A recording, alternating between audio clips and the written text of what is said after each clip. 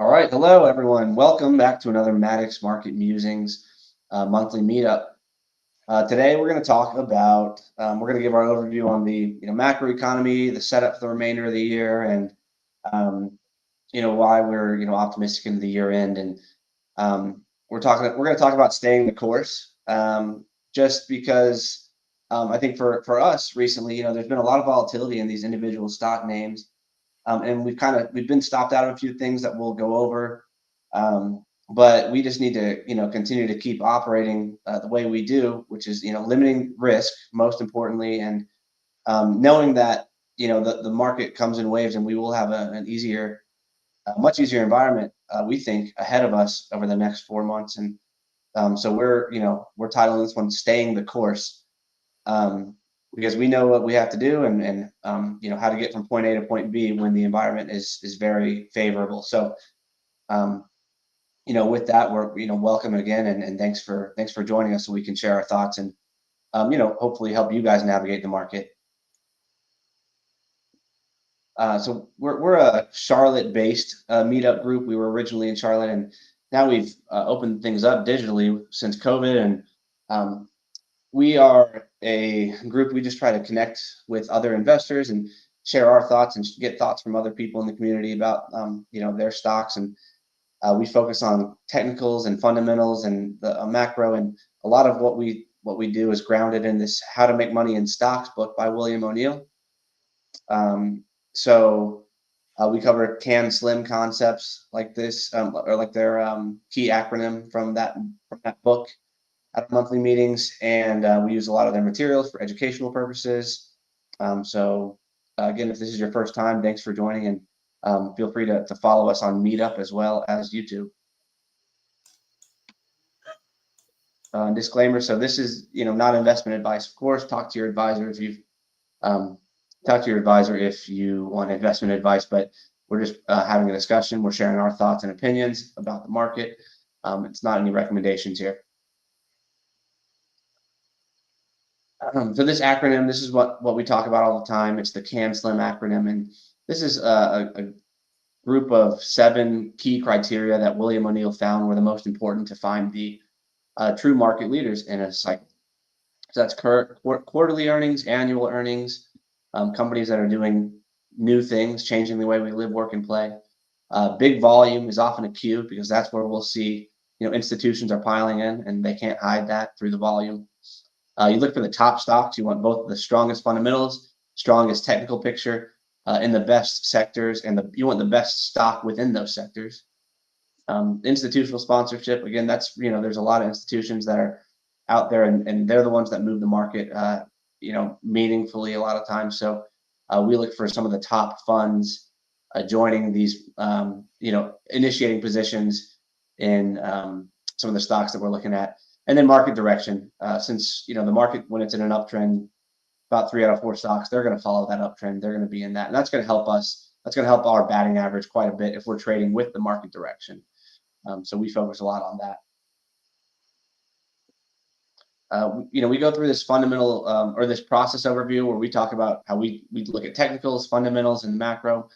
I'm going to go through those 3 pillars briefly too, just to give you some background on what we do. With technical analysis, we talk a lot about price. That's really boils down to the trend, but there's also some of these oscillators and momentum indicators that you can look into. We'll talk a little bit about the MACD, which is one of our primary momentum indicators. Breadth, this is something that technical analysts look at a lot. Just if the market's healthy, are a lot of stocks participating, things like that. Sentiment, that's where we identify these turning points and different places where the market might be getting overbought or oversold based on sentiment. Some of these things are, we look at these on a weekly basis as well, and we may go over a few of those.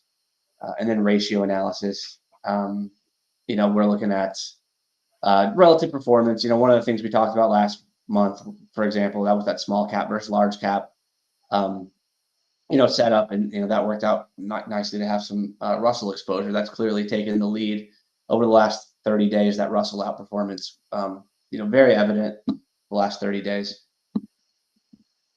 So fundamentals, again, this CANSLIM acronym that kind of boils down a lot of the high points for fundamentals. You can feel free to get into the details of companies' financial statements and things like that, and what are their earnings prospects, and there's a lot of good research out there that anyone can do to figure out what are the earnings prospects for a company. In the next few years, are they improving? Is there a good reason? Is there a good trend behind them to lead to improving fundamentals, over the next several years? And then our third pillar, we talk a little bit sometimes. We haven't talked as much about the macro, but I decided to add a little bit more macro in here because there's been so much noise and so much volatility the last month and a half, really, with around these events, right? All these event risks that have been happening and shaking us out of some things with those volatile moments. Whether it's the Fed talking about their pivot in Jackson Hole, or maybe the weak jobs number where we saw the market gap up really strong last Friday and then fade throughout the whole day, or probably another inflation report, or the PPI report that was maybe last month that came in hot. So there's all these different things and these narratives and headlines and data risks that keep coming up. I wanted to kind of center back in on what the reality is of the economy versus all these event risks. And the reality is, based on Hedgeye's quad model that we follow, we're sitting here in quad 3 right now, I guess, with growth slowing moderately. Not a huge deal, but it has made for choppier conditions. And based on their forecast, we're looking at the end of the year where we're in quad 2, which is inflation accelerating with growth accelerating, which is a good environment for almost any of these equity positions that you're going to put on. Quad 2 is a very good quarter, or very good economic backdrop for even a bunch of lower quality names and things like that. So that's part of our bullish stance into the rest of the year. And then going into the start of next year, even this quad 1, this is a Goldilocks situation. So we kind of think, based on this macro backdrop, we're getting a little bit more comfortable with the idea of getting more aggressive probably in the next 6 months. We think that we have a rosier outlook for the next 6 months based on this. Everything's subject to change, but I just wanted to center back on that because we've got obviously CPI again tomorrow, and all this inflation data is could jostle you and get you confused about okay, is the Fed not going to cut, or are they going to cut anymore? Well, in reality, it doesn't matter as much as the fact that the economy is humming in the U.S. There's a ton of AI investment going on. There's a lot of strength in various areas in the economy right now, and that's what we need to focus on, and that's why we're bullish for at least the next couple of quarters here. Here's a look at the Qs, and just we show this every month too. It's just annotated with some of these different events. I didn't highlight the events the last month, but we've just continued to chop around. It's been almost 2 months where we've gone sideways in the Qs, but you can see that every dip has been supported in reality in the indexes. So there's been nothing wrong with the indexes. Absolutely not. They've been very easy to hold. If you have a big index position, it's really not been a problem. But we'll look at. I wanted to point out this just to give you a flavor of, okay, maybe you've had similar experiences to us. Maybe you do risk manage. Some people don't risk manage anything, right? They have their ideas, they're going to buy and hold, and they have no plan to sell ever. And that works for a long time until it doesn't. But the fact is, we had these FFTY. This is the IBD 50 ETF. We had these really sharp 2-day pullbacks, 3 of them in the last 2 months, 7%, 7%, and 9% from high to low there. And so if you're trading actively and trying to get some traction, well, you're getting 3 steps forward and 3 steps back, 3 steps forward, 3 steps back, frequently in the last couple of months. And so we're here to say, okay, let's not stay frustrated if that is happening. But anyways, this kind of puts it into perspective what you might be seeing on an underlying stock basis. A lot of these sharp pullbacks. we saw we talked about the Russell. The Russell, continues to outperform. I don't think that necessarily needs to change from here. I don't think it's a consensus long or anything at this point. Um, so this continues to power ahead, and we've got a little triple levered IWM position for clients. We've got like 10% in the TNA right now, so that's worked nicely. Similarly, you're seeing the mid caps. They look nice. The chart is continues to look constructive and in an uptrend, and that kind of supports the broadening aspect of this market. We had a really strong, I guess, end of April, May, June, July, and we've just kind of sputtered the last 6 weeks or so. But we think that's just all part of the normal cadence of a bull market. And one thing that everyone's been talking about too, by the way, is seasonality. Okay, seasonality. And I always I'm skeptical, right, to just say it always is important and everyone knows, because everyone in the entire world was talking about it September 1st, right? September, it's historically the worst month of the year. Okay, we get it. If everyone knows it, everyone gets it. Well, you're probably in for a pretty good September, right? Or at least a positive September.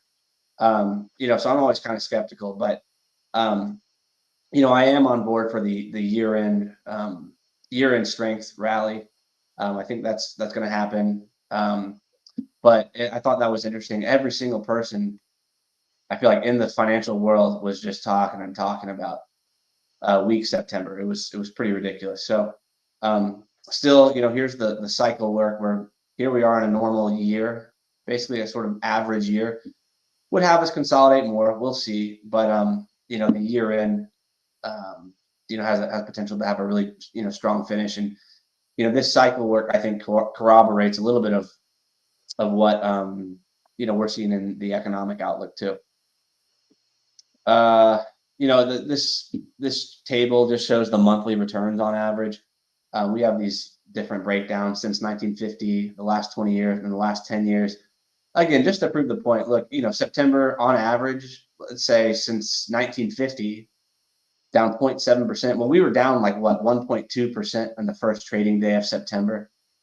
So, you have to remember everything in context, right? If you're down 1.3% and you're here listening to the bear say, oh yeah, it's going to be a bad September. Well, you already did worse than the average September. So, there's plenty of room to rally, after that. But the point is, this is an average year, an average September, and there's a wide dispersion of Septembers, I'm sure, right? Plus or minus 5% around that average. So, hopefully you haven't hung your hat too much on this September's weak. I'm staying out of the market until we bottom in October or something. I just wanted to prove that, show that point here. And now, I wanted to go into the economic, I guess, picture a little bit more in detail, just to, again, kind of anchor us and center us back on what's the reality of what's going on here. Do we need to really sit here and continue to worry about every data point and every move of the Fed? We're sitting here, and this is from Ned Davis Research. They talk about this Goldilocks range economy where we can have really strong rallies if we just have moderate growth, right? Nothing too hot, nothing too cold. And that's kind of what we're set up to do. It looks like, at least for the next couple of quarters. There's 2 to 3% range, right? So, if we were growing at 7%, of course the Fed's not going to cut. But we're sitting here in pretty modest growth, and so that's definitely helpful in the backdrop to support. Okay, the Fed can ease. It's not like we're definitely not overheating. We know that. Here's a look at the GDP outlook too, just to give you an idea. This is the year-over-year change, and again, I'm using these hedge eye estimates, but you've got Q3 here, where there was some deceleration on a year-over-year basis based on their estimates, and it's interesting because gold does very well in that quarter or in that kind of environment, and that is exactly what we've seen. We've seen gold take off and go vertical right in the last like 10 days. So Gold is certainly tracking the quad 3 outlook here with a little bit of slowing growth, and inflation still high. But next quarter, we might have some moderate or some moderate acceleration, very little acceleration, but Q4, that's the outlook right now, and then Q1 further acceleration in the GDP growth on a year-over-year basis. And again, so we're talking year-over-year. That's important to note, and that's how he's back tested these models. But usually people are talking about GDP on a quarter-over-quarter, seasonally adjusted, annualized rate. So that just means they're looking from Q3 to Q4, Q4 to Q1, and they have this kind of slowing quarter-over-quarter growth, but again, they're more focused on the year-over-year based on their back tests. And again, this is in that when you're in that 2.5 whatever percent range for GDP growth, that is again the Goldilocks kind of rate of growth, right?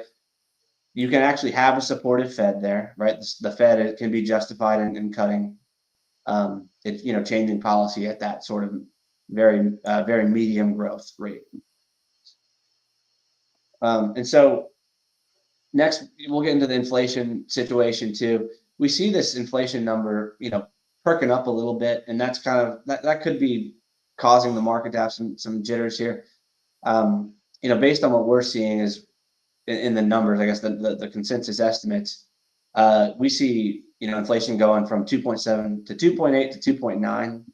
So when they report that the next CPI number tomorrow, we have this about 2.8% range, and that is that's a little bit of an uptick, right? And I know people are kind of wondering what's too much of an uptick. When does it become concerning to us? But I think that's the wrong way to look at it. I think that 3% and under still remains pretty benign. And I think that you're going to hear a very easy argument from the Fed that they're going to look at this as transitory. And we've heard that word transitory before last time. But they're going to say, they're easily going to have cover cutting by arguing that the tariff impact is transitory and that this is a very temporary inflation, one-time inflation bump based on these tariffs. I think in reality, what's happening though is the economy is doing very well. And if companies can raise prices, they're going to. They want to raise prices to improve earnings. And so I think there's a lot of things that go into this number. But the fact is, I don't think it's going to be an issue to have inflation come up a little bit. With the Fed again able to use tariffs as cover to cut. And in real time, by the way, just showing you this is the trueflation number. This is that alternative data set for inflation. They're sitting here at 2%. I trust this data a lot more. There's a lot more alternative data out there recently that people are trusting more than the government data, right? So this is not going to lie, right? This exists because of capitalism, right? This exists. People created this product because there was a demand for better data, and this better data is telling you there's no real worry of inflation picking up significantly here. So I will lean towards this data. And with that, the whole rate outlook kind of comes into play here. And the 10-year is falling sharply, right? It has fallen quite a bit, and that's really been from the Friday jobs report, where we saw really weak job additions. It was like 20,000. The estimates were 71,000. And we had an interesting market day where we gapped up and again faded the whole day, and maybe ended close to flat that day. But the point here, I think, is these rates are, they're pricing in something different. They're telling you that inflation's not an issue or not like a significant worry right now for the market. The bigger worry is becoming the labor market. I think that I think you see a number like 22,000, like that's barely positive. I think that certainly gives you justification to for the Fed to start reducing their rate and becoming having an easing stance, right? Shifting their stance, I think makes a lot of sense. Imagine if there's a negative number. Of course, they're going to have to cut, right? If they had one negative jobs number, but this is right on the cusp, especially with all the revisions we've seen recently. That jobs number is that has to be the number one priority for them right now. And I think the bond market's telling you that too. Here's the 30-year, by the way, same thing. It's come down. That's a meaningful correction in rates for the bond market across the 10-year and 30-year. And then the 1-year and the 2-year, these have come down a lot too. And these are sort of proxies for bond cuts, right? The number of cuts that we're expecting over the next year. I think the market right now is telling you they're expecting the most likely path that the market is saying right now is a cut that is 3 cuts. I think that's the number. The Fed has continued to say 2. We'll see. I think the inflation report maybe matters for the rate path a little bit tomorrow, but I'm not sure. I think it'll be either 2 or 3. I don't think it's one and done, based on what everything is saying in the market, especially the bond market, which I think is a pretty strong signal of expectations. And I haven't harped on this in a while, or the core CPI. I sometimes like to talk about the underlying core, which picked up a little bit the last like 3 months. You can see it actually accelerated on the core just a little. I always talk about this, but there's such a big shelter component, and the shelter component is super lagged. And so there was a little bit of an uptick in shelter like back here. And so maybe that was flowing through here, but there's not a meaningful, there's not like an acceleration in shelter by any means. Absolutely no acceleration seen in shelter. So you have to think about, okay, there's this inflation, maybe the supposed inflation impact from tariffs on some goods, but the shelter component, I've said it again and again, is going to continue to gravitate lower and lower towards 3%. Over the next year. So that's going to, keep a lid on inflation getting too hot. And, again, since this is so lagged, it's like a 12, 18-month average looking backward or something. It doesn't take into account effectively what's happening in real time. And I noticed this, I checked the Zillow data on a monthly basis too. I think it comes out the 16th of every month, but we're seeing month over month the decreases in housing prices, and we had I guess 5 monthly decreases in housing prices the last 5 months, 5 consecutive decreases. You can see we had some 7-8 month decreases in 2022 during that bear market, and we were having the big COVID hangover basically, and now we're getting that again. We're getting a little bit of reductions in housing prices. That's rare, right? We haven't had consistent declines in housing since the financial crisis, right? That started with the subprime thing and everything. So we haven't had a super, or a weak housing market like this in a long time. So it's meaningful. This is significant, and I think that's telling the Fed something too. I don't think they necessarily want to see year-over-year declines, and if that is happening, which we're seeing here, if there's deflation in the housing market, well, that's going to give more argument for them to stimulate the economy, because we don't want deflation, in the market or in the economy either,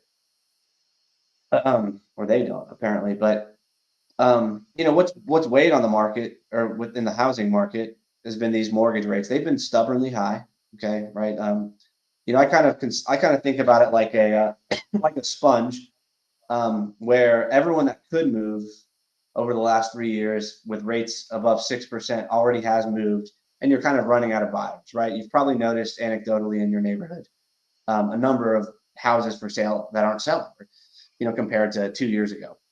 But the fact is, people are still locked in; they're rate locked in their house, and so it's getting harder and harder to move these houses, move the inventory. The good news is, if you're looking to move, and if you're looking for the housing market to bottom and perhaps and stabilize, there is some room clearly for the mortgage rate to fall. Oh, sorry. Again, this is housing year over year, so this is to support that shelter component coming down. We're seeing housing prices year over year flat the most recent month. So, you did see that sharp decline with the COVID hangover, a little bit of a rebound. And since then, we've kind of had a steady decline the last 12 months as far as the year-over-year change. So you've seen a lot of slowing in housing prices. So just more of that. But the point about the mortgage I wanted to make, the mortgage rate, as a stimulus to the economy too, we do have some room just in the spread uh, of the mortgage rate to the 10-year. So, usually mortgage rates are priced with a 10-year, where the 10-year is plus some spread, right? And so that spread versus the 10-year is sitting here at about 2.5%. The average is closer to about 1.5%. So you look at that, that's a 100 basis point spread. That's, if that spread were to compress a little bit, all of a sudden, now we're at 5.25 rates, and the whole housing market is unlocked, and people can move again and buy new homes, right? Because 6.25 versus 5.25 is a big deal, and we could get that just from this kind of anomaly of the spread that we're seeing. That's kind of uncommon right here. So that's something that I think that bodes well, right? Eventually, we still have that rate decline momentum and refinancing momentum that can stimulate the economy. There's a very easy, direct path, or very direct channel, I guess, for the economy to improve through lower rates in this mortgage market. And that's yet to even be seen. And I think that has somewhat to do with how strong the economy's been. There's been no need for it, but this is a balancing, I guess, mechanism, a lever that can wiggle and help to keep the economy on its firm footing. And then lastly, I'll go over some of this momentum stuff just to make the point here that this MACD is what we look at when we consider momentum. And so the I guess classic way of looking at this is when the black line crosses above the red line, it's a buy signal based on the momentum. And up here, when the black line's up here, we're sort of considered overbought based on the momentum indicator. Now, clearly, the market can continue higher, as it did, while momentum fades, because momentum has to fade by definition. But now we're sitting here and we think we may have turned, and we'll talk about why we may have turned, because the index, you can clearly see here, we might be getting a buy signal. We've gotten some false ones here over the last couple of months, but we're a lot closer to neutral on this MACD, and we're getting that buy signal. But a lot of these stocks that have gotten hit pretty hard, leading stocks that we traded and made some money in, have gotten hit really hard. A lot of these momentum plays came in hard. This is like day one or day two off the bottom, perhaps, of Palantir, where that's turning, and there's one more follow through day. You might see that turn to a buy signal on the MACD. Hood, this is one where, wow, overbought based on momentum up here. It's come down, it hit neutral and bottomed, obviously, with that S&P inclusion news, which was huge. So that's turning on a momentum basis. IBIT, same thing, right? It's been, it was moderately maybe overbought, whatever. It's gone negative in momentum, and we're starting to find a bottom in that MACD and maybe turn here. And we're looking for it to buy IBIT above the 50-day. So with that kind of with that turning, we would expect the MACD to turn too. GEV, that's another one. Again, super overbought on this MACD up here. It's come down swiftly, right over. That's just over a month. That's a lot of change in the MACD over the course of a month. And that looks like it may have bottomed here. Just as we've been shaken out of GEV, I think within the last week or so, that might be actually showing us bottoming action, and we may buy that back. Oracle, which we know reported and had a monster quarter. If you were watching this, you had this overbought MACD, say a break of the 50, and the fact is things are getting bought up. It doesn't, this broke the 50. It looked, ugly based on our basis, right? Or based on our chart and analysis and looking at the trend, it broke the 50 on volume. There was support right there, and the MACD bottom, and obviously we'll be on a buy signal tomorrow. So that's what we're seeing a lot of these, we're looking for these MACDs to bottom. Nvidia, that may follow the same path as Oracle, right? It broke the 50, which a lot of us here follow that 50-day. There was one more shakeout, right? It looks like it's holding the 50, then it breaks, and that's it, right? Maybe that's it for Nvidia, along with all these other things where they were hugging the 50-day. And that MACD may bottom tomorrow if we have an update on Nvidia. And then going back, I just wanted to show one more, what happened and why we think this matters for a lot of stocks. We had Netflix bottom a month ago in the MACD and turn up, and that's been one of the steadier charts that we followed, and that looks poised as well. So basically, that's what we're seeing. We're seeing a lot of perhaps bottoming and turns here. What end up being shakeouts, and now what you are kind of forced to buy back, and so that's a hard part of it. It's hard to sell and take your loss, and then hard to buy it back. If that's what you have to do, and that's what you're seeing in front of you, that's what we'll do for some of those names that we got shaken out of. But other than that, we'll continue to look for new buys, and we'll talk a lot about that. We'll talk a lot about what we own. We'll talk about what we what's on our watch list, and maybe we'll talk about what's on our sort of short list for buying over the next couple of days to get fully invested. I think we're officially about 80% long, but we do have some of this 3x index exposure, which gets us heavier than 100% on that basis. But with that, that's all I have. I'm going to hand it over to Roy, and he's going to talk, about individual stocks, and which I think is what a lot of us can't come here for. So, Roy, I'll hand it off, give you the stage. Fantastic. Thank you, Wes. And again, welcome everyone. Thank you for tuning in with us tonight. We certainly appreciate the viewership tonight. And go ahead and hit that subscribe button to make sure that you stay on our mailing list for future engagements that are coming. Wes, can you see my screen right now? I've got Yes, the FFPY. Yep, looks good. Okay, good. Okay, I wanted to, again, Wes, you did a great job in terms of those charts that you pulled up on Oracle, Netflix, Hood, Nvidia, Palantir, and so forth. I also wanted to just make a point to the listeners here. And just to remind everyone, you got to manage risk in real time. And this is the FFTY, which really represents core growth stocks that we're typically interested in and that we're going to invest in. And, we also always talk about moving the needle, where we want to move the needle. Beating the S&P, that's great, and we've got a consistent record of doing that. But you've got to manage the downside risk. You've got to be very, very cognizant of that. And these three pullbacks here, where we had a 7% pullback, a 7% pullback, and a 9% pullback in this index, the FFTY. That suggests that that many of these growth stocks were down twice that.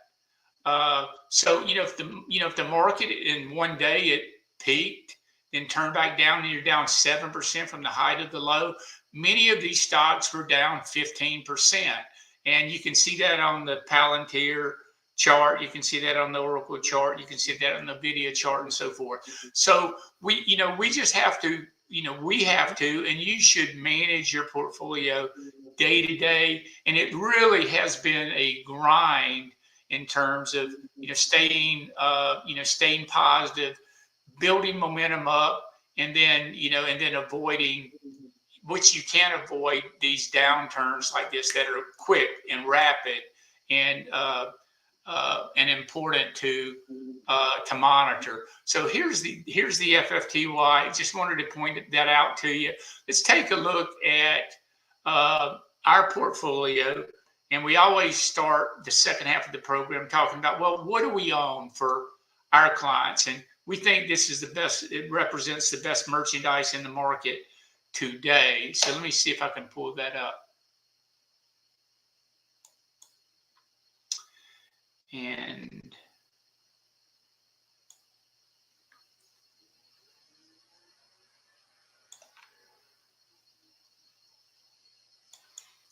okay, this is actually what we own in alphabetical order. Nothing more. So it's not ranked by relative strength or earnings per share rank or anything like that. It's just alphabetical order. And you can see these are the stocks that we own, and we talked about these, and most of you are very, very aware of these stocks as well. So we won't get into an in-depth dive in terms of what they do. We just want to talk about really the technical picture, the setup in the different, in the different stocks.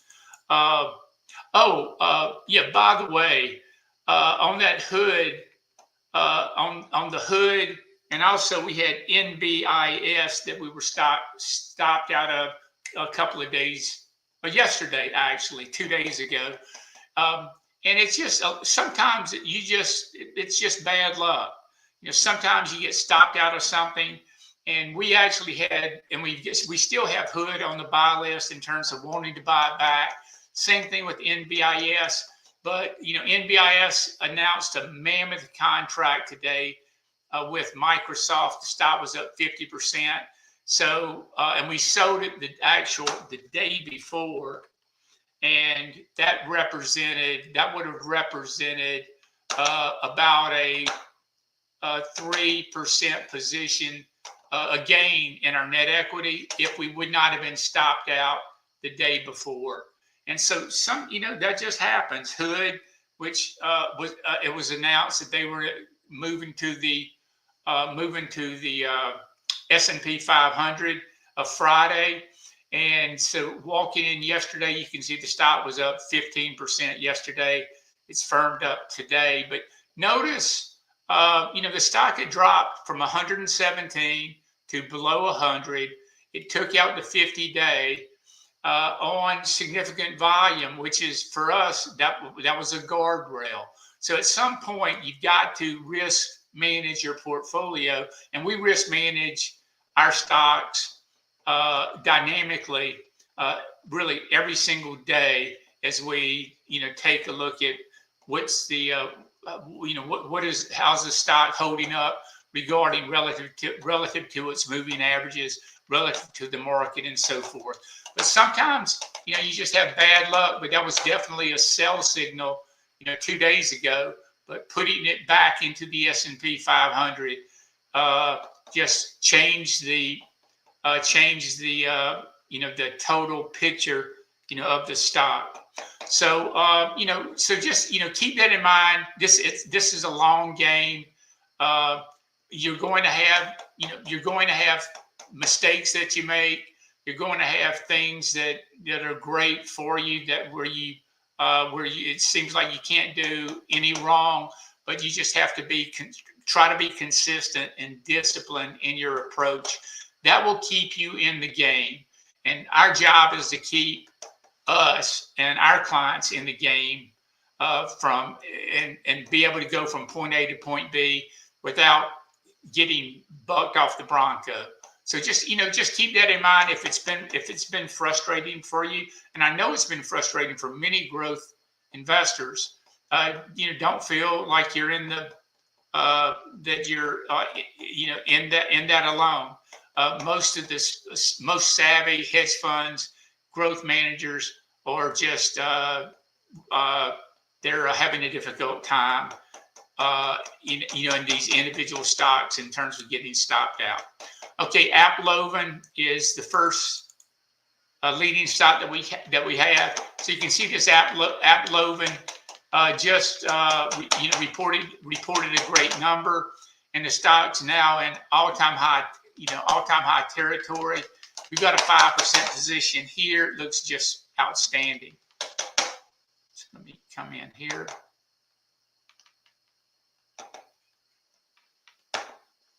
You drop this down.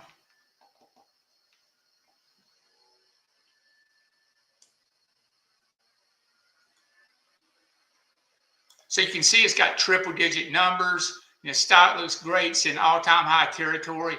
So we would look for this stock to go north of $600. That's what we're looking for in terms of where we might consider taking the stock off.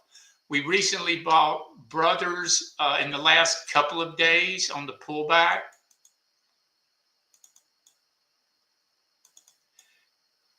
And this is Brothers Coffee. And you can see that this stock was holding up beautifully. Notice the earnings gap where the stock gapped back over the 50-day on a nice earnings report. Then it came in, and then the stock actually took out that 7180 pivot, and then it was holding up great until 2 days ago, where you can see this wide bar, on the chart that happened 1, 2, 3 days ago.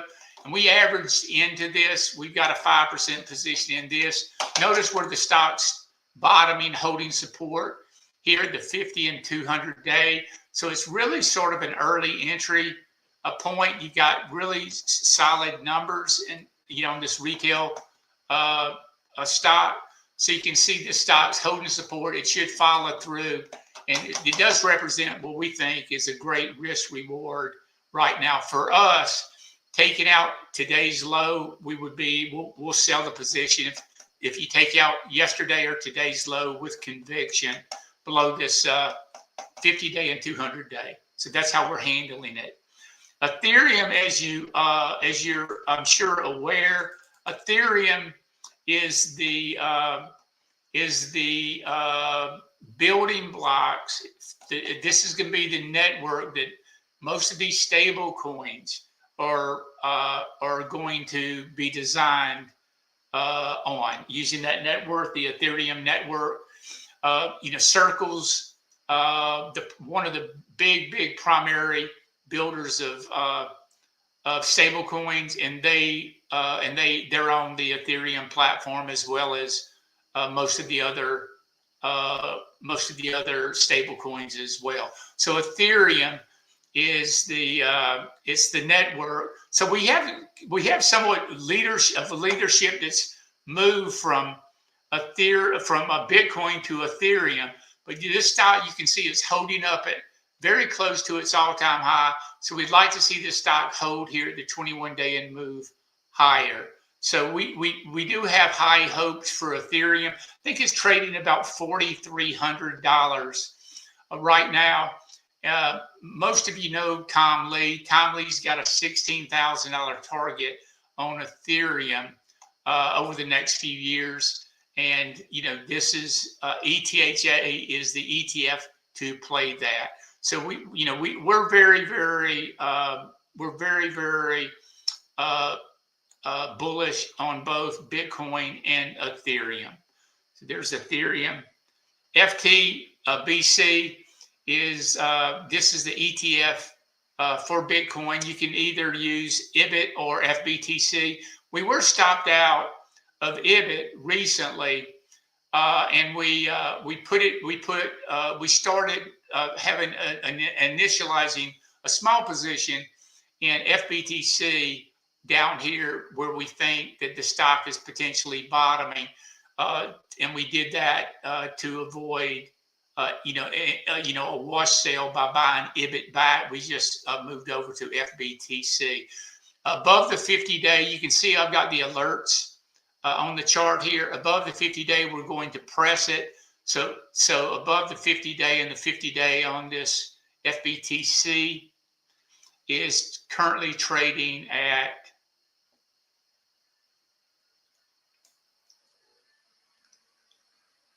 $99.94. So a move to over 100, we'll add more to this, to FBTC, with the move back over the 50-day. where the stock is in a better position. MP was a stock that we bought today. So MP Materials, they're the primary rare earth. They primarily own the only rare earth mine in the U.S. And rare earth minerals are used for EVs, used for robotics, used for many technology companies. You can see what the stock dropped from 82 all the way down to 63, coming down here to the 50-day. And we just took a 5% position in this stock today. And we think this represents great value. The Department of Defense just invested $400 million in this company. So you want the government on your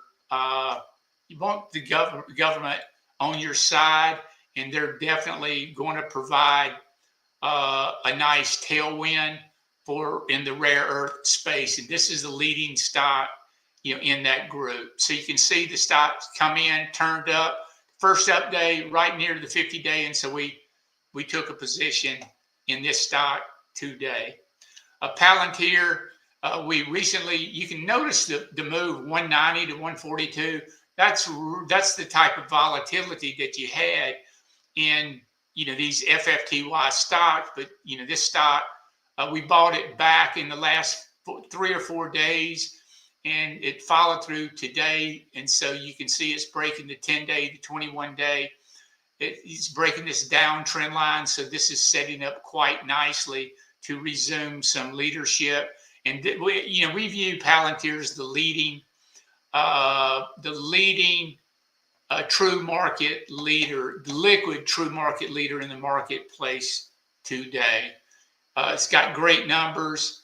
This is, we really feel like Palantir's can be the AI.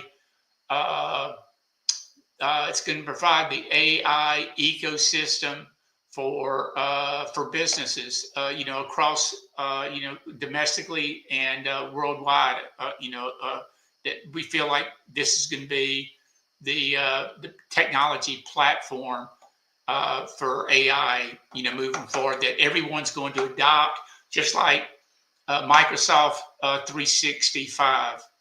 So there's Palantir. You see it just turned up.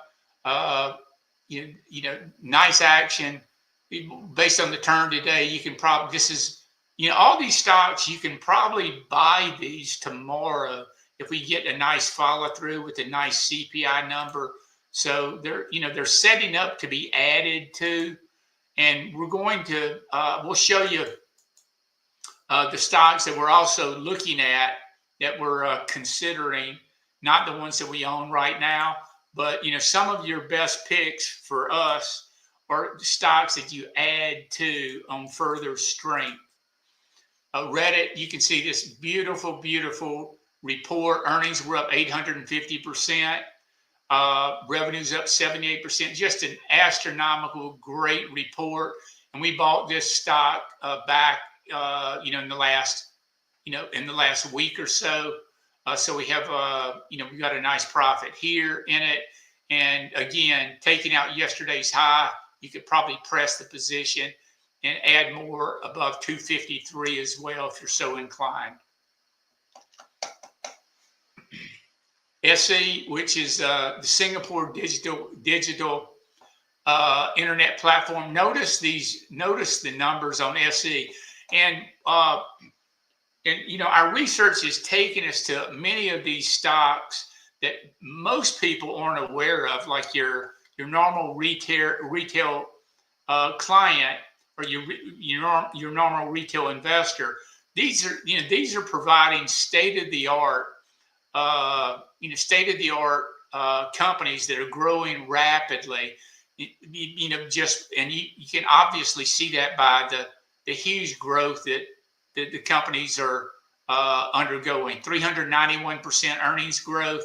Our minimum is 25%. That's what we're typically looking for. So this far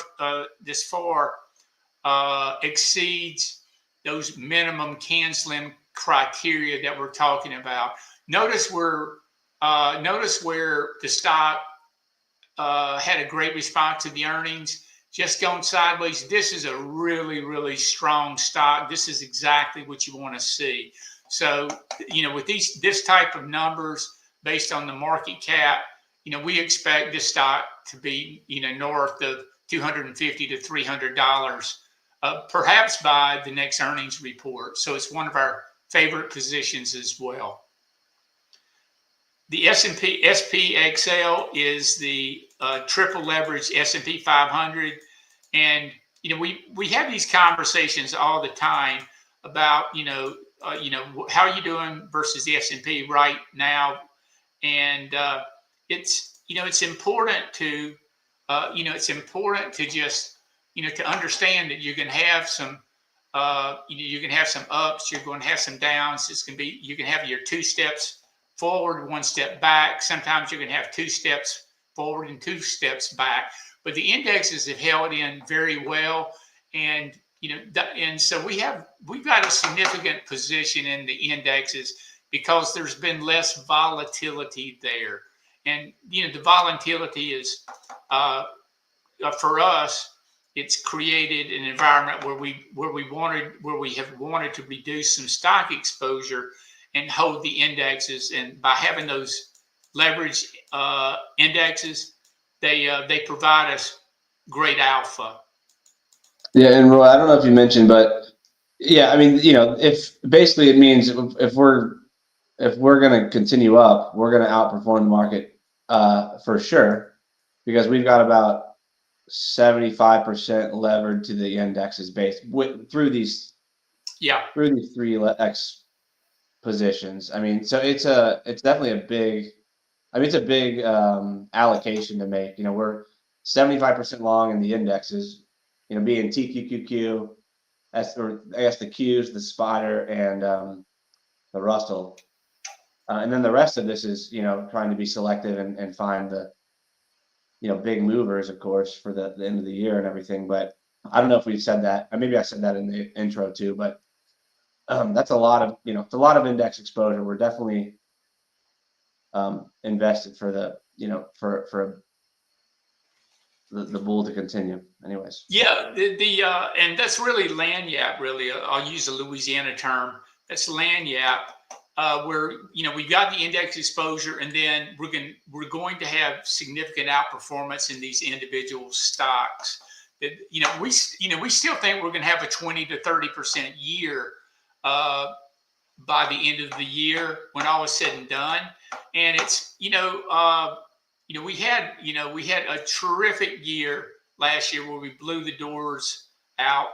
And the 2 managed accounts that we were managing last year, we were up, I think, 62% and 92%. And we've consolidated those strategies into one, which reflects just having a very tight risk management on our accounts, and not holding stocks for 4 to 6 quarters. Most of our gains are coming between 1 to 2 earnings periods, and that's from this earnings period over the next 13 weeks. So that's really how we're focused right now, just going from each 13 week earnings period. Tempest AI is it's a recent IPO that's using AI for in the medical profession. Scott Gottlieb is on the board. You got many people that are on the board here. This is a really strong company.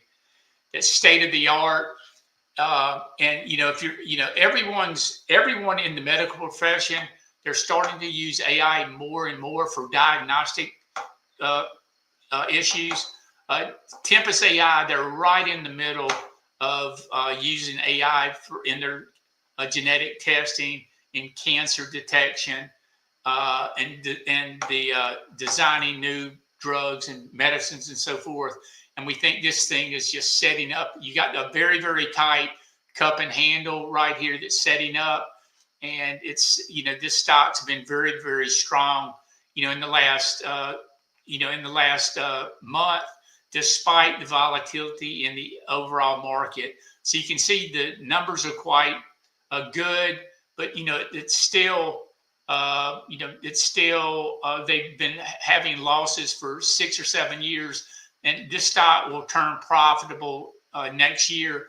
And we think that's going to usher in a great set of new institutional investors that are going to want to buy this stock. So you can see the move over 85.28 is going to take you to a new high pretty quickly. The 52-week high is 91.45. So this is one we're looking at. We've got a 3.5% position in this, and we're looking to go to 5 probably tomorrow with the, if we get follow through in the market. We've heard how important power is for these data centers, and we've looked at all the numbers, and you can see where the power needs for running these large language models through their data centers, it's enormous. And there are a number of stocks that are in this area. We think Talon Energy is the leader, and you can see the earnings projections next year going from $6 this year to $19.47 next year. And they've signed an agreement, and it's a little bit confusing. They signed an agreement, I think, with the Meta and Microsoft, I believe. But you got other companies like VST and CEG and Oklo. But you can clearly see this picture here where the stock has just gone, from the earnings report, it's gone sideways, and it's about to break out to new highs tomorrow, in fact. And we have bought this stock recently. Now, you might look at their CEG, so you can see how CEG, it's got an 86 relative strength. So, so it's lagging. VST is lagging, and versus TLN, which is leading. So you can see that this is going into all-time high territory. So BWXT is another one, BWXT. So, they had a great earnings report. There was a big deal here with BWXT, but notice how the stocks dropped. That's why risk management is so important. Stocks dropped from 190 to 163. And, we personally, we're not going to hold something that, that comes in 30%, 20 to 30% without scaling back and reducing our exposure. So we think Talon is the leader there. We bought this TNA, which is 3 times the IWM. So it is quite possible that we have embarked on a new broadening out phase in the market, and this broadening out phase, in the market, is represented by additional strength in these small cap stocks that have been underperforming forever. Notice here where you haven't made any money in small cap stocks in 10 years. Look at this. Going back all the way here to 2014, 10 years ago, you still haven't, you're still under where the stock was trading 10 years ago. So we think that it's time for this to really move. And we think we think that we're going to have some outside performance, in small caps. So we're participating there. And of course, large cap growth, you can see the TQQQ is about to take out its high. Look at that pullback right there in the bear market. Wow. And you can see that this is very close to breaking out to an all-time high territory. You got to have the indexes moving they need to be moving in uptrends to provide this, an easy dollar stock trading environment. And we think that we're about to embark on that type of situation very, very soon for the fourth quarter of this year, as the Fed lowers interest rates, stimulates the economy, and growth just expands in our economy. And the last stock we own is Tesla. And, by far, for us, we think this is the top quote fundamental stock in our database. And you can see the stock's just building its base here. But, robo-taxis are going to be enormous. And we think that Tesla is going to lead the way in robo-taxis. We just saw a clip yesterday that Wes sent me where there was a tweet. It was on X, and one of the passengers remarked that the robo-taxi that he took in Austin was 1/5 the cost of Uber, of having an Uber driver. So they're going to dominate. They are going to dominate the field. It's just a matter of when. It's going to be tough to compete with Musk. And you probably saw the pay package. Might as well add that in. The Yeah, pay package was a big deal. I mean, that was a hangover or overhang, I guess, on the stock probably. He wasn't paid, right? That ridiculous lawyer or whatever judge barred him from getting paid, even though shareholders voted for it.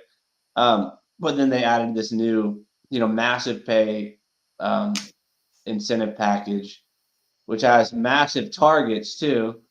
And I think if no one should bet against Elon. That's been proven to be a bad idea. And these targets are enormous. And it's they're tied to the stock, they're tied to profitability, they're tied to the product roadmap. And it's gonna it keeps them very, very aligned and motivated to build the biggest company in the world. So I like that. I'm a big simple incentives guy and CEO guy. I think those are like extremely important things to consider. Thank you, Wes. And moving forward, this is really our current buy list or watch list, that we're looking at right now. And so you might want to do a screenshot. And there's a reason that we're looking at all these stocks. They may or may not, set up, but these are stocks that we're monitoring that are on our quote buy list that we could buy, in subsequent days, depending on the action in the particular stock. So take a look at this, do a screenshot. Come down to the next.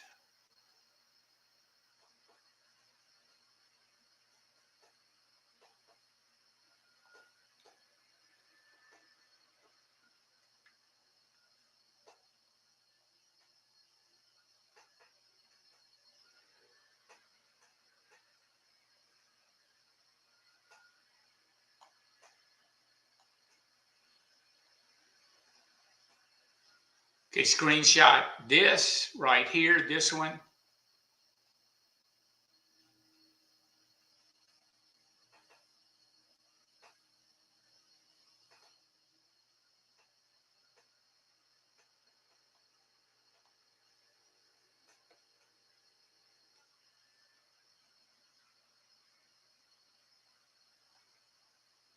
Screenshot here.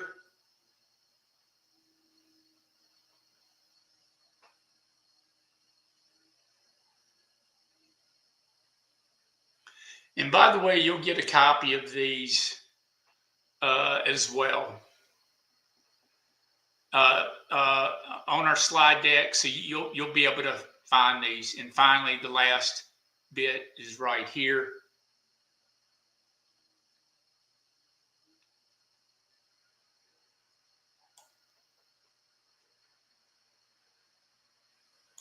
So you can see that.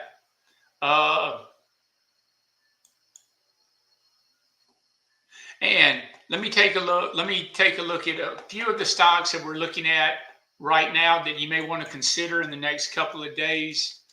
MU, Micron Technology, the disk drive or the flash memory. The flash memory group has been red hot. You've got STX, you've got SanDisk, you got WDC, and so these are the leaders in the area, followed by Micron Technology, which is breaking out of this double top. You can see Micron. Notice the 208%. Look at the numbers the last 4 quarters: 208%, 271, 288, 210% gains. So we think this stock, looks terrific.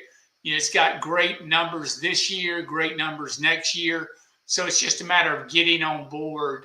Where do you get on board? And, this is something that we're very, very interested in as well. A-Lab.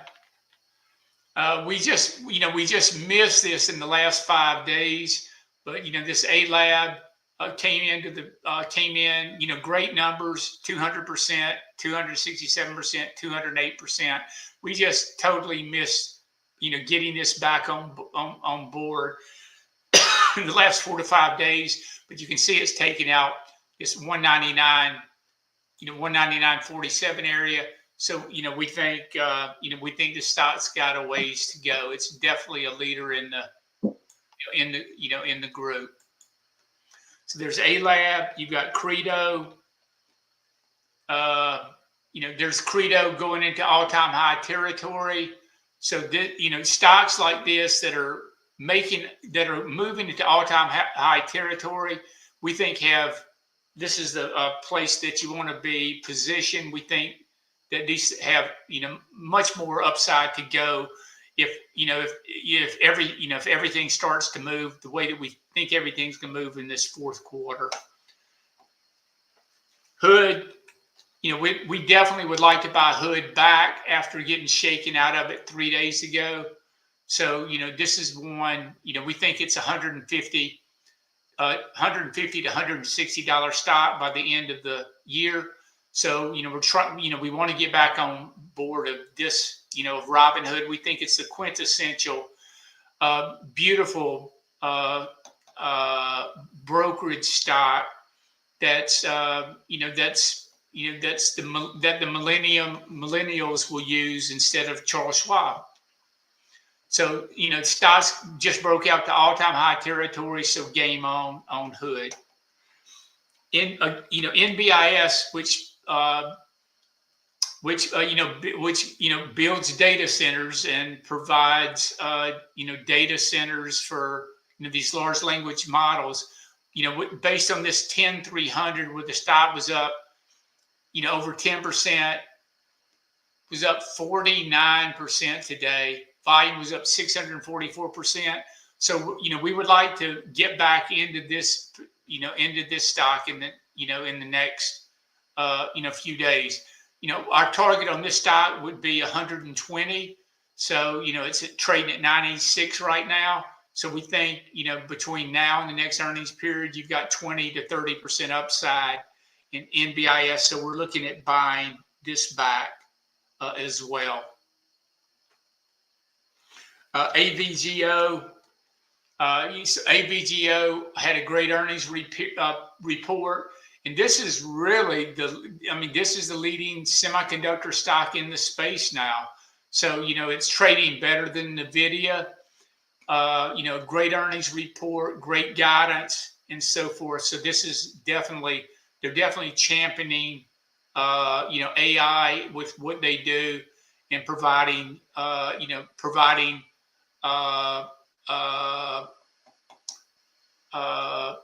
providing a different products for different people, where you don't have to do all your work through NVIDIA. Yeah, right. And there was the crazy just the additional details there, right? There was the crazy detail where they had a $10 billion like pending order, and we heard it was, everyone heard it was from OpenAI.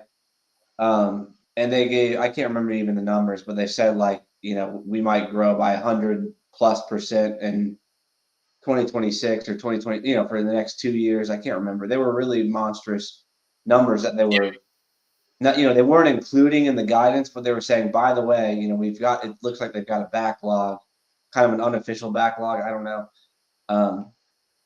Of orders. So that's interesting. And Nvidia was down on the news because it looks like, okay, they have some kind of, I don't know, we don't know the details of the chips, right? What's the real difference between what Broadcom creates, the versus Nvidia, and what's good for what workloads? But apparently, it looks like they can do some, some level of AI work with these, their next generation of chips. So that's what you have to look forward to, I guess. That's what's not in the numbers. And if I'm an analyst too, just thinking about that, potential, I don't know if the consensus numbers are necessarily going to put it in there either. So keep that in mind. If the stock continues higher and you're like confused why it's so expensive, it's very possible that the analysts, to be conservative as possible, is they don't include the massive acceleration. So that's an interesting setup, right? Where you can maybe have an informational advantage if you're paying attention and know why it maybe should be bought, despite the numbers. The numbers are great regardless. It looks like in the consensus there, but Yeah. You've got upside there. It sounds like. And APOD was, Wes and I were talking about this one. This is very similar to CoreWeave. They do the very same thing that CoreWeave does, and they signed a deal with an $11 billion contract with CoreWeave, I believe. Yeah, I think I believe CoreWeave is using these guys to again to build data centers, and they signed that $11 billion contract over the course of the next 15 years. And so they do exactly what NBIS does. So this is something that you might keep your eyes on. Great liquidity. Smaller company, but you're going to you've got a long runway moving forward, in this particular company. Oracle reported after the close. You can see, look at this. That's where we weren't in the stock, but we would have sold right there. Right there. We went and stopped out going through the 50-day on big volume. And then it did, stock did bottom, turned back up. And then, you had an explosive earnings report tonight. So this is, great institutional quality stock. So it's going to be interesting to see. This is a big company. It's going to be interesting to see what this stock does. Remember, Meta made, a short-term top, and, we're considering Meta again. Meta looks great here, but, Meta made a short-term top, as did Microsoft.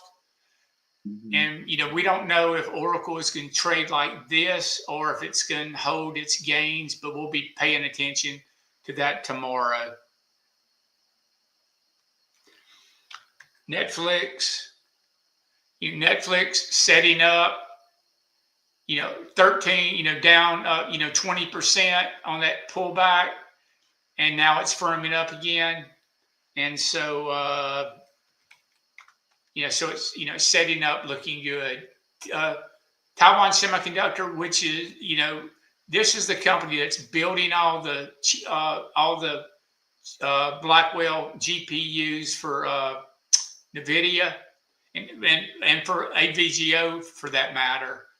And, this is moving into new high territory. So, this semiconductor stock is definitely one of the leading semis, in the market today. And with that, that's all that I had in terms of, I guess one more thing, and then we'll take some questions. We're watching these we're watching these inflation numbers, so we're going to see what happens. But we think that rates are going to come down. In the 10-year, and mortgage rates are based on the 10-year. So if that happens, you're going to have this big tailwind. We think that interest rates are about 1.5% too high for mortgages right now, based on the Fed funds and rate, and based on the inflation numbers.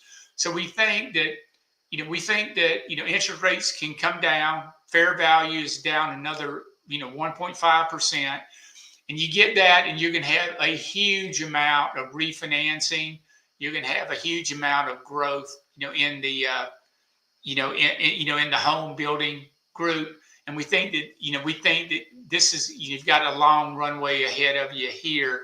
So we're thinking about RKT, or ITB is the ETF for the construction, ETF, and also the XHB. Those are some obvious ways of playing it. And we think that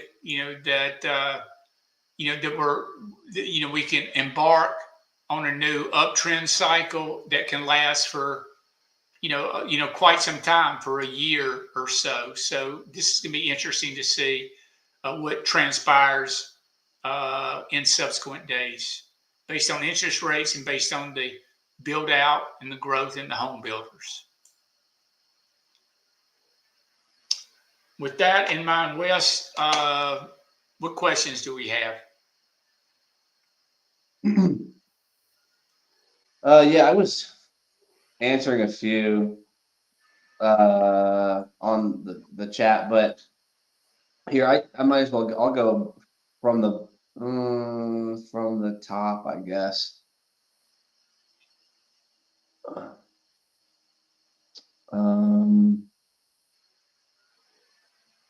Let's see. I think we sort of talked about this, but maybe you could talk a little bit about app and how we might consider taking a profit on it, even though it's, well, yeah, just that's the question. Yeah, that's a great question, Colin. It's always difficult to decide if you want to sell strength, or and if you sell strength, that really helps your equity curve and reduces your drawdown, but it also doesn't allow you to participate for these stocks that have bigger moves than 5 or 10 or 15%. And so the way that we use swing trading tactics and technicals for our entry positions, but what we want to do is we would like to hold. We want to hold stocks and get big moves. Now, we found, definitely as the environment has changed in the last year or so, we think that most of these gains come in between earnings periods, between 1 to 2 quarters, 13 to 26 weeks. And so it's just a matter of how do you have a profit in it, or, where do you sell it? And we sell, we're going to, we'll sell things when the momentum, when the stocks are blowing off to the upside, and we put a protective stop in to protect the amount of profit that we have. That's how we typically do it. So it's really a defensive mechanism. So you can sell, like, protecting your gains, as well as you can sell to protect your loss from the initial position. And again, we don't want to lose more than 1% of equity on any one position. So if you got a 10% position, we don't want to lose. We don't want to have more than a 10% loss in a 10% position. That's 1% of equity. If you have a 5% position, where most of our stocks are 5% positions right now, that means that you could theoretically have a 20% loss in the position before you would be forced into selling it. And we think that a combination of both of those makes sense. So that's how we enter, and that's how we exit in terms of determining when to take our profits.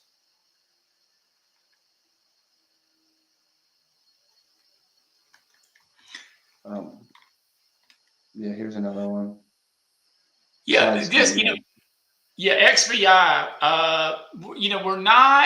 We're not that focused right now. And you got the XBI and you've got the BBH. Those are the two largest biotech stocks, and I think the BBH is more bigger companies like Amgen, Gilead, and big companies versus this XBI. I think this is more again in the speculative biotech space, and many of these in the XBI, they're not making money. So it is, we have tried this before over the last few years, but it is firming up a little. And the stocks trading, it's been in this long downturn for many years. So we're not really, I doubt if we buy this XBI, because they do have a bunch of genetic companies that aren't making money. And, for a biotech, we really insist that, it's got to be making money for, just about 90% of the, it's got to have growth in revenues. They've got to have revenues, first of all. And many of these stocks in the XBI don't even have revenues, so you've got to be careful there. But, this is a good way of playing that speculative area in biotechs. Just like you could, ARKG with ARC. This is their biotech entree. So this would be a different way of playing it. So right now we're just sticking with TEM because we think that's where the juice is and the most upside, and we think the institutions will be coming into those versus a stock that reports a milestone in terms of their drug development that still doesn't have any numbers. We're going to avoid those in just about every case. Here's one. I mean, I don't know what's going on with this stock at all, but he's asking for if there anything there, like, is there any justification for the move? But I don't know anything about CLS. The numbers, the numbers are good. It's a contract manufacturer, just like FN, COS. I think this is the number one stock on the IBD 50, and it's the numbers are quite robust. So you can see the numbers are quite robust. But the margins on this company are very tiny. But they're in data centers. They're in in just many different industries in the automobile industry, aerospace, and so forth. It's a ubiquitous company that's in many different industries, and it's really also a testament to what's going on in the global economy as well. So that's why the stock has moved. You can see that when the stock broke out to all-time highs there at 144, the stock had a very nice move from that breakout to a 52-week high to where the stock is trading today. It's a little bit whippy, but it's very whippy actually. You can see the whippy action in the stock. We don't own it. We probably won't be buying it either, because it's like buying bolts and nuts.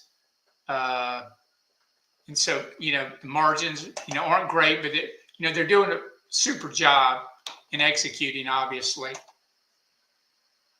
All right, we just have one more actually. Well, there's another one that came in, but yeah, this one is I mean, gosh, it's a good question because we know we don't want to be penalized, chasing anything gapping up like that. But gosh, I don't, it depends. I mean, a lot of times what we try to do is we wait for him to at least come into the 10-day. That's one. Um, one way to do that. It's been so hard to buy those things gapping up and not getting hurt by doing that too. I think, Roy, yeah, I was going to say, you pull up that NBI or the NBIS intraday, you see, if you just bought the open blindly, you are, you're down 12% in 15 minutes. That's a problem. If you hold on to that, then you're, you break even at some point at 12:30 in the middle of the day, and then by 4 o'clock you're still down a little bit and you're a little bit frustrated, right? So you've got to do something. You've got to do something better than that. One thing that we do, which I don't know, most people can't do on their retail platform, is average in with a time weighted average price or a volume weighted average price.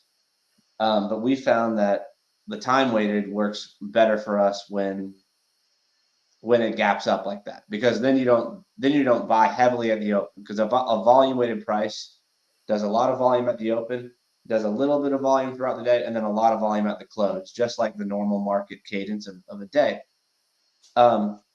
So anyway, just buying the gap up doesn't work. That does not work well. Just guessing. Especially when we're talking about up 45% or 50% in a day. That's anyone's guess where it's going to go from there. Really. So really, I know that Roy and I would have to wait. We have to wait and watch this a little bit. What we would probably do too is, okay, when I look at NBIS, first of all, I wish we had it. Oh well. But when I look at that and see that volume and that, it's a 10-300, it's up 50% on 600% above average volume. That's the buy signal. So regardless of what happens over the next 5 days, if you've got this, an idea, what you can do is buy a little bit, buy a little bit, buy a little bit over the next 5 days and kind of take the guesswork out, but just say, hey man, this volume and this action is a clear buy signal, based on the volume and price move. And you just have to slowly build a position so that you don't screw up and get yourself underwater, and get shaken out of a position that might be a monster winner in this whole data center space. So I don't know, that's a couple of thoughts there, but I'll let Roy continue with what he might do with some of those. Yeah, we've talked. Wes and I talk often about this, about an opening range breakout, where we want to, and I actually profiled one of the stocks that maybe it was SMCI, where when SMCI broke out, a few years ago, and it just went straight up. It went straight up. You didn't have an opening range breakout. The opening range breakout is where you're using either the 5 or 10 minute bar, and the buy signal would be after 30 minutes, 3 bars, when the stock opens, if it goes into new high, into a new high after on the 3rd bar, that would be a time to buy, like right here. And in this particular case, that would have been the place to buy, exceeding this price right there. But when the stock took out that bar, that 10-minute bar, that was a sell signal. So you could have with one 10-minute bar, that's not long enough for you to establish an intraday range. We like to see 3 bars for that, but there's your sell signal right there. And again, this stock from 97 to 87. That's quite a haircut there. So it didn't set up, and then it did. Down here, I was discussing this with Wes. should we have bought this back? Just kind of guessing the bottom, and there was, and we did not do so. We did not do so in this particular case. But the idea that it has come all the way back is very, very impressive. So, again, we're looking at this to determine, if it takes out today's high tomorrow, if the market, moves, that, this stock should follow through and take out today's high tomorrow. And that's what you want to see. You want to see follow through. So again, it's not the idea that it's up 49% in one day where, we had a 5% position that would have, significantly helped our P&L, but it's where's it going over the next 13 weeks. And we think, that it's going to 125 to 130 over the next 13 weeks. So it's a matter of how do you get into it. And we're just going to, try to get into it carefully. Okay.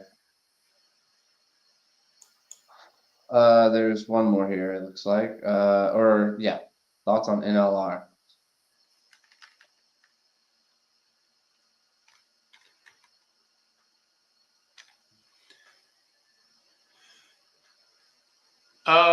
Thoughts in best way to play uranium. So you got NLR, which is the ETF that has a lot of these companies in it.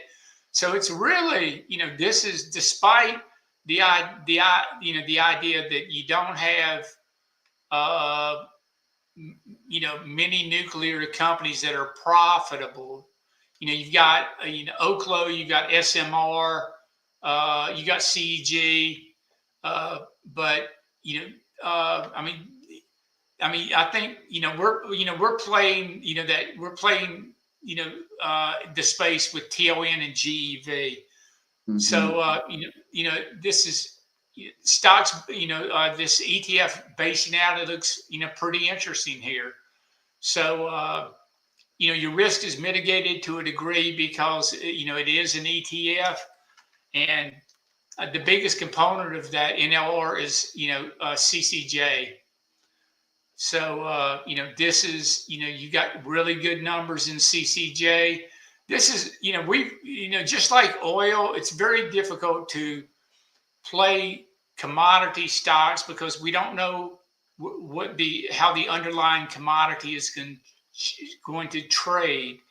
So that's why, it's very difficult to, buy oil stocks when you don't know where oil prices are going. In the same respect, same kind of thing, CCJ, obviously the active ingredient in uranium, but we don't know, will uranium, will CCJ go up just because uranium goes up? It's very, very difficult. So again, we're playing it with TON, and GEV was this GEV is another way of playing it. GEV, which is a spinoff of General Electric, they provide 30% of the generators in the world for natural gas generators, and they're sold out for 2 years. And we considered putting this back on actually today, and it's showing up after market. So this is I think this is a really we think these are the two best ways of playing power currently, TON and also GEV. With that, BWXT is a solid third that's come in. Yeah. Okay. One more. I guess Scott M. He has this stock, which I've never followed, but man, it's had a good run, and he's saying, "Well, thoughts on it?" I mean, yeah, well, my thoughts are like, wow, it looks fantastic. Yeah. My thoughts are hold on as best you can. With that kind of run, that's pretty awesome. in the action today on bigger volume. Yeah. I mean, there is, if you've got a significant profit in it, I mean, today's low seems out of the question, but that could be like an absolute line in the sand if something ridiculous happened. But other than that, I mean, it looks like you're in a great position to hold on. I mean, I don't know what else to think. I would, if you happen to own it from $75 or $80 and you just got that follow through action today, I would think, wow, you've got another 3 months in it. I mean, at least I don't know your time frame, but I don't know any other research on it, but I'd be feeling. I think you've got a great place to put a stop and just let it run. Use today's low for a stop and see where it goes. But the numbers are very, very good. In this area, electronic parts. Again, it's the industrialization, in the economy that's taking place, right now as the economy broadens out. You're going to see, a lot of these industrialized companies do very, very well. So, it looks great. Congratulations. That's fantastic. But I probably would use today's low, put a stop in, and just, and revisit revisit in 43 days when they report their number. Yeah. That makes sense. Makes sense. Okay. That's a great job. Well, that's it right now. So I guess we can wrap it up. That's it for all the questions. Yep. Okay. Then we'll wrap it up tonight. Again, guys, thank you so much for attending. Follow us on X. You can share comments on Twitter, on X, and we're pretty active there. Although we haven't been, we haven't posted that much recently, as we've just kind of hunkered down a little bit. But we do place and put, all our new positions there, so you can follow us there. And I think that can certainly assist you in terms of cutting down some time as you are become aware of the stocks that we're involved in, because we're looking to be in the very, very top stocks in the marketplace, the true market leaders, the stocks that can change your life. And so, we write about them, we eat, breathe, and live them. So, congratulations for all, everyone that's off to a good year. We think the best is yet to come. And, the fourth quarter is going to be powerful for those of you that are a little bit frustrated. Back here last year, we had a 20% move from right there to right there, from November 6th. But sorry, here you are. Put it back on. To December. And so that's what can happen in a very, very short period of time when everything's running in tandem. And so we think that we're just 1 quarter away from really having, a nice move up. And we think that's where you're going to make all your hay. So again, thanks for attending tonight, guys, and we will see you next month.